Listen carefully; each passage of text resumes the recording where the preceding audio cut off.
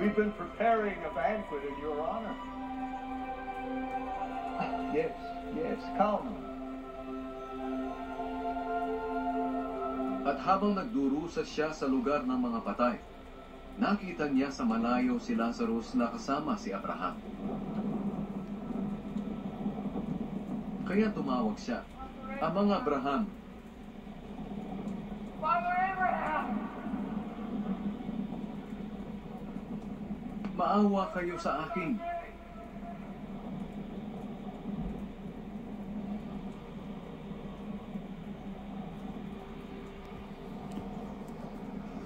I saw you with Lazarus.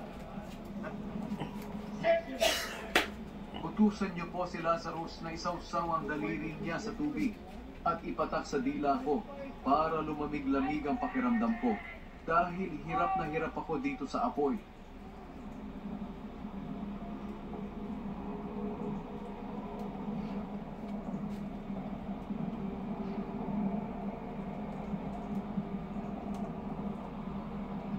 Pero sumagot si Abraham, "Anak, alalahanin mong noong nabubuhay ka pa sa lupa ay mabuti ang kalagayan mo.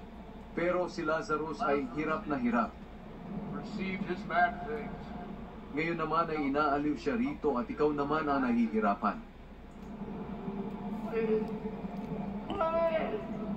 Isa pa, hindi maaari ang sinabi mo dahil may malawak na bangin sa pagitan natin. Ang mga nandito sa amin na gustong pumunta riyan ay hindi makakatawid, at ang mga nariyan sa inyo ay hindi rin makakatawid dito. Sinabi pa ng mayaman, "Kung ganoon, Amang Abraham, nakikiusap ako sa inyo, papuntahin ninyo si Lazarus sa bahay ng aking ama para bigyan ng babala ang 5 kong kapatid na lalaki tungkol sa lugar na ito ng paghihirap nang hindi sila mapunta rito." Sumagot si Abraham, "Nasa kanila ang mga isinulat ni Moises at ng mga propeta. Dapat nilang pakinggan ang mga iyon." Sumagot ang mayaman, "Hindi po sila makikinig doon, Amang Abraham. Pero kung may patay na mabubuhay at pupunta sa kanila, magsisisi ang mga iyon."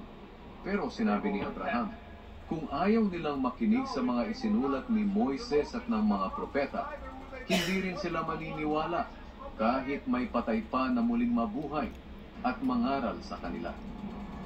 No.